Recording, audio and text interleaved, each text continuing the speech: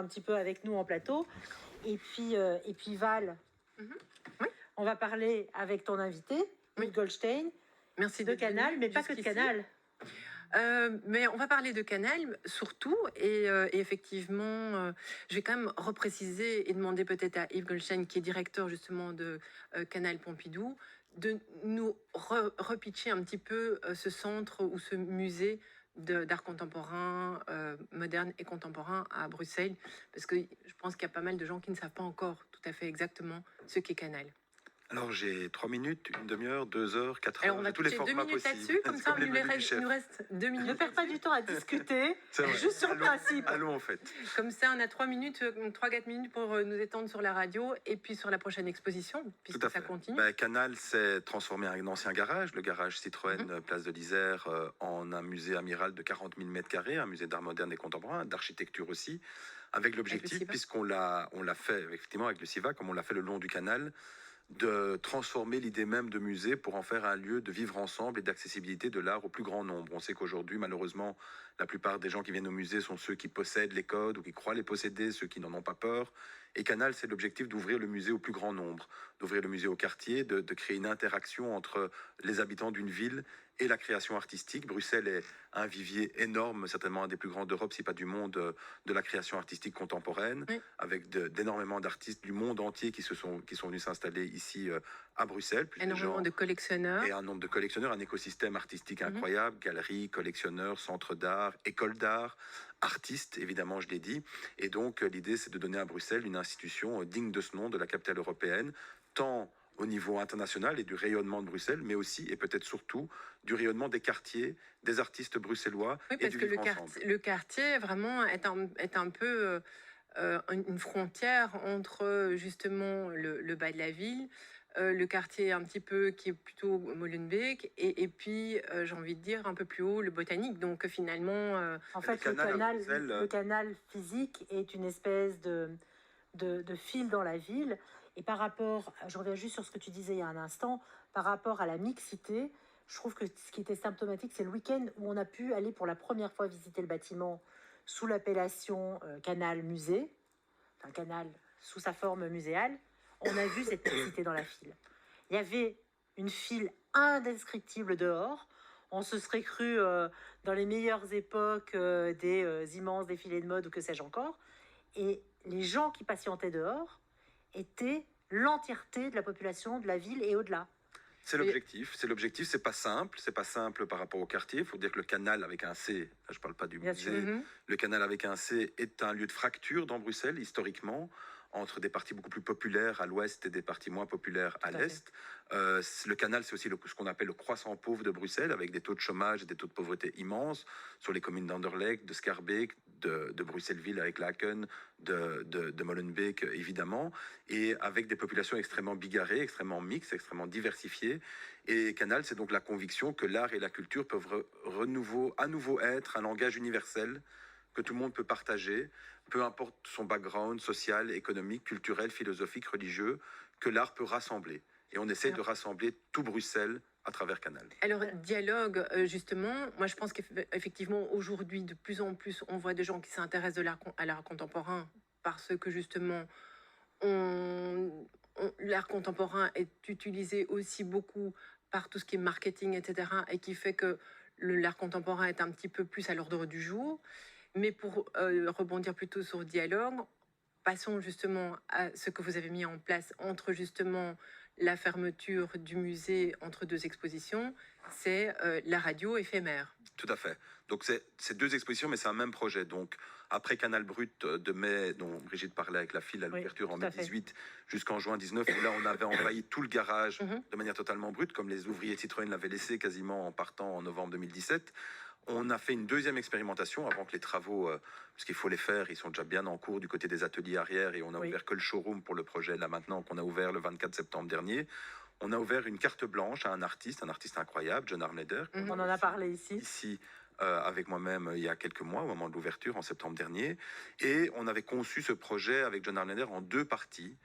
Et une partie, entre les 2 parties, le montage, le démontage, on voulait pas laisser les choses vides. Et au départ, on s'est dit, il y a un énorme besoin. Le Covid, la crise pandémique qu'on connaît, l'a d'autant plus démontré. Il y a un besoin de parler, il y a un besoin de dialoguer, il y a un besoin des autres, du rapport aux autres. D'échange. Et donc, on s'est dit, Canal est un projet attendu, parfois critiqué, positivement, négativement. C'est normal, il n'y a plus eu de projet artistique de cette ambition à Bruxelles depuis plus d'un siècle. Donc, c'est normal qu'il soit discuté, dialogué, débattu. Et donc, on va ouvrir un mois de dialogue, de réflexion sur le rôle d'un musée. Un rôle d'un musée au XXIe siècle, un rôle d'un musée à Bruxelles, le rôle d'un musée le long du canal. Et donc, on voulait organiser un mois d'activités, de conférences, de travail avec des artistes dans le site, entre les deux parties du projet It Never Ends avec John Armleder. Mais la crise est passée par là, et donc on a transformé ce projet physique en un projet de radio, qui n'est pas évidemment aussi dynamique et aussi dialectique qu'on l'aurait voulu si on avait pu voir les gens se rencontrer, mais on est tous à souffrir de l'incapacité à se revoir ces derniers mois. Et donc on a créé Studio K, qui est effectivement pendant 12 heures par semaine, du jeudi au dimanche, de 16h à 19h, avec après parfois des afters. Il y a parfois un petit peu des musiques un peu improvisées, un peu travaillées, expérimentales avec un certain nombre d'artistes. On a invité sur différents formats des débats, des conversations, des dialogues, des créations artistiques, des créations sonores, des interviews de gens du quartier. Donc on a créé des capsules sur le rêve. Je rêve d'un musée. Et on a demandé à des gens dans le quartier et ailleurs de dire à quoi, pour eux, le musée évoquait, à quoi ils rêvaient. On a laissé des cartes blanches à des associations comme Xeno, qui est une association d'artistes afrodescendants, à des associations LGBT, au SIVA pour parler d'art et d'architecture en lien avec ce qu'on va créer. Oui, parce que finalement, aujourd'hui, on a décloisonné énormément l'art contemporain, les arts plastiques. C'est autant la vidéo, c'est autant le son, c'est autant les installations. Donc, il y a vraiment et la performance. Et la performance. Sonore, et on se rapproche finalement à la performance très fort aussi de l'art vivant. Donc, tout ça, ça a du sens de pouvoir être réunis. Et Canal se veut être ce lieu multidisciplinaire. C'est vraiment un lieu d'échange. Aussi de l'art plastique, de l'art vivant, de la performance, de la danse. Alors malheureusement, heureusement, les musées ont été réouverts et je pense que c'est important pour la respiration artistique et psychologique des citoyens d'avoir on voit très bien la demande des gens. Malheureusement, les théâtres, les salles de spectacle, les cinémas sont toujours fermés, les salles de concert, ce qui est un drame évidemment pour le secteur artistique, mais ça fait l'objet de nombreuses émissions et de discussions. C'est pas le lieu aujourd'hui, mais c'est vraiment un drame pour les artistes, pour tous les techniciens qui sont derrière, et puis pour les citoyens, dont je pense que l'art et la culture est un moyen de respiration dans nos sociétés. Et donc, ça signifie aussi que nos programmes, nous, à Canal, et avec It Never Ends, qui se voulait un programme très multidisciplinaire, parce que John Armleder est un artiste multidisciplinaire qui a autant travaillé l'art plastique que la performance, que la musique, que le son, avec des amis comme Christian Marclay, dont il sera d'ailleurs dans la nouvelle partie, la deuxième partie qu'on ouvre. On pourra peut-être justement la semaine prochaine. Oui, tout à fait. Mettre un petit mot sur la Mais notre programme est amputé de ce volet multidisciplinaire. Et donc, la radio, qui se voulait expérimentale au mois de janvier, jusqu'à l'ouverture de la deuxième partie le week-end prochain, du 4 au 7 février, va vraisemblablement se poursuivre sur d'autres formats pour justement offrir aux artistes du monde musical et performatif des espaces qu'ils ne peuvent plus avoir physiquement, vu la fermeture des institutions culturelles hors musée, et d'utiliser le biais de la radio pour leur création artistique et sonore. Alors justement, moi j'ai une vraie question par rapport à ça. On parle d'une radio. On a compris qu'elle s'appelle Studio K. On l'écoute où et comment? Alors c'est une web radio. C'est une web radio. Je me doute que c'est une web radio. La bataille des bandes FM est à ce point importante en Belgique que c'est compliqué. On peut en parler dans cette maison. Vous le savez, LN24 est complètement au courant. Donc on la trouve. C'est une web radio sur canal.brussels, sur notre site, où on peut écouter en direct sur le site de 16h à 19h du jeudi au dimanche. Il y a des afters comme j'ai noté. Mais aussi, tout est podcasté. Et donc, sur le site, on peut retrouver, même si on n'a pas pu être devant son site internet entre 16h et 19h du jeudi au dimanche, à n'importe quel moment, on peut réécouter toutes les émissions. Et est-ce qu'il y a une interaction qui permet des contributions? Alors, pas dans cette première phase. Je ne compte pas venir tout de suite, mais pourquoi pas? J'envoie Loli chanter. Pas dans cette première phase. Cette première phase, c'est vraiment les interactions que nous avons choisies par les interviews, par les artistes qui viennent travailler, par les joies du direct, les petites capsules de rêve de musées faites dans le quartier. Mais c'est vrai que dans le développement futur, il faut dire qu'on part de rien et créer une radio. Ceux qui ont créé une télé le savent aussi bien que moi. Créer une radio de rien, c'est vraiment un sacré travail. On a été aidés par des professionnels qui nous ont épaulés techniquement, pour voir comment ça se fait, les enregistrements, les petits jingles, la passation entre les émissions. Enfin, tout ça, c'est un vrai métier, évidemment. On n'était pas outillés. Et vous en sortez pas mal, franchement. J'ai écouté hier. Merci. Canal, c'est encore quand même une petite équipe. Et donc, voilà, un peu comme Canal Brut, un peu comme It Never Ends, un peu comme Studio K, on est dans cette phase expérimentale. Canal nous verra en 2024, quand on en parlait tantôt pour le restaurant ou les restaurants qu'on aura dans Canal. Donc là, on est dans cette phase préfigurative, cette phase d'expérimentation avant l'ouverture, pour tester des choses avant qu'on ouvre. Et la radio, moi, ça me tenait à cœur depuis très longtemps. La pandémie, cette pause entre les deux parties du projet Darmleder nous a permis de le faire, parce que je pense que c'est un médium fondamental aussi dans le contact avec les citoyens. Le musée, c'est un endroit où on demande aux gens de venir. La radio, on peut le faire de chez soi. Oui. Et j'aime bien l'idée que le musée puisse combiner l'idée de venir dans un endroit, mais aussi de pouvoir s'évader en étant chez soi à travers le médium radiophonique. Et donc l'idée, c'est que ça se poursuive. D'autant plus que dans la période actuelle, on sait qu'il y a beaucoup de gens qui aspirent à sortir, mais on sait qu'il y a encore pas mal de la population qui préfère rester en retrait, qui veut se protéger, qu'elle n'ose pas ou qu'elle soit dans le besoin de se protéger. Et effectivement, c'est vraiment leur amener un oxygène supplémentaire. Alors moi, je voulais justement souligner que le fait qu'elle soit en ligne, finalement, aujourd'hui, avec tous les téléphones, dans les voitures, on peut faire sortir le son sur sa radio, ça ne pose aucun problème. Et bien au contraire, c'est beaucoup plus facile parce que finalement, on sort de sa voiture, on peut continuer à écouter. Donc, c'est-à-dire que le web est aux années 2020, quelque part, ou 2010, 2020, ce que la bande FM a été au début des années 80, une sorte de révolution où chacun peut ou pourrait lancer sa web radio et donner du contenu comme sa radiophonique qui sont effectivement aujourd'hui écoutables n'importe où. Il ne faut pas être chez soi devant son ordinateur, on le branche sur sa voiture, on est au bureau, on peut l'écouter partout. Il n'y a pas de problème de grésillage non plus. Et tout est très clair. Ça grésille. Tout est très clair. De temps en temps, alors, tu perds ton... Est-ce que tu interviens de temps en temps sur ta radio? Hier. La seule fois, non, j'ai lancé la radio le 14 février, la première émission. 14 février Le 14 janvier, pardon. 14 février, c'est à venir. C'est la Saint-Valentin. Parle à un restaurateur, ils savent quand tombe la Saint-Valentin. J'étais troublé par le menu de la Saint-Valentin d'Alain. Mais, tu peux booker après. Hein. Très, très bien. Mais donc, le 14 janvier, j'ai lancé la radio. Et hier, j'ai participé à un débat sur Canal, le long du Canal, avec des sociologues et des militants associatifs.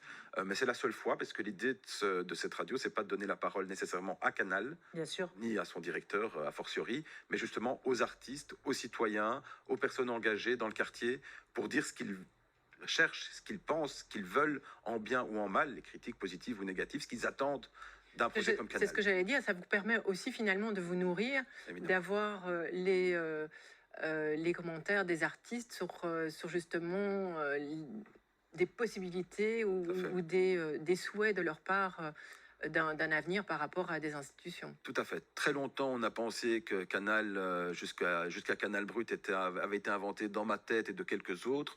Le projet, la volonté, l'ambition de doter Bruxelles d'un instrument comme celui-là, oui, mais ce qu'on en fait, c'est quelque chose qu'on construit au jour le jour. Et c'est vraiment, en mauvais français, on parle de processus bottom-up ou de processus top-down.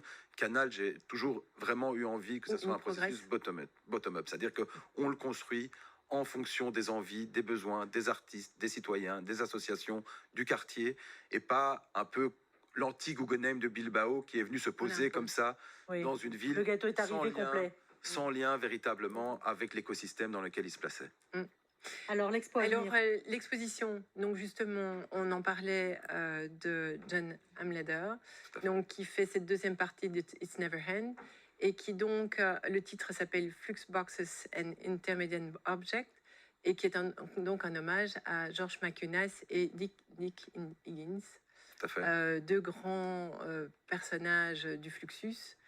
Un sujet effectivement qui date des années 60, enfin plutôt un mouvement qui date des années 60. J'ai lu qu'ils vont quand même occuper les 6 étages du bâtiment. Le projet It Never Ends de John Armleder occupe les 6 étages, celui qui a commencé le 24 septembre dernier. Au sein de ces étages, il y a différents dispositifs. Certains restent les 7 mois jusqu'au 25 avril. C'était ma question, si tu veux, qui rejoint celle de Val, parce que si je te la pose après, l'explication, ça va être bizarre. En fait, est-ce qu'on peut quand même garder ce qu'on a déjà vu et on rajoute des éléments, ou est-ce qu'il y a des éléments qui vont quand même disparaître? Alors, il y a, en fait, dans les différents étages du showroom, on a entre autres créé 2 boîtes. Oui. Une cabane et ce qu'on a appelé une boîte musée. C'est ces 2 boîtes qui sont complètement renouvelées. Elles le seront encore le 18 mars par une deuxième rotation, une troisième salve d'exposition nouvelle. Donc, dans l'exposition It Never Ends, c'est de multiples expositions, celles qui ont été ouvertes du 24 septembre jusqu'à fin décembre. Et puis maintenant, le 4 février prochain, effectivement, ces 2 boîtes extrêmement centrées sur Fluxus. Fluxus qui est comme vous l'avez dit Valérie, ce grand mouvement artistique né dans les années 60, avec comme inspiration des John Cage, mais aussi des Marcel Duchamp, les Ready-Made, etc. On avait beaucoup finalement d'usage du son et d'usage aussi des instruments, puisque pour des events, des happenings, comme ils appelaient ça à l'époque. Ils détruisaient effectivement l'objet du son. Il détruisait un peu tout, et c'est un peu le Fluxus qui n'a jamais voulu se définir. C'est un mouvement très particulier artistique qui n'a jamais voulu vraiment se définir, a en tout cas voulu poser des questions. Et a été très présent en Belgique. Très présent en Belgique, très présent en Suisse. C'est John Armleder qui a créé Eccar, qui est la branche suisse de Fluxus.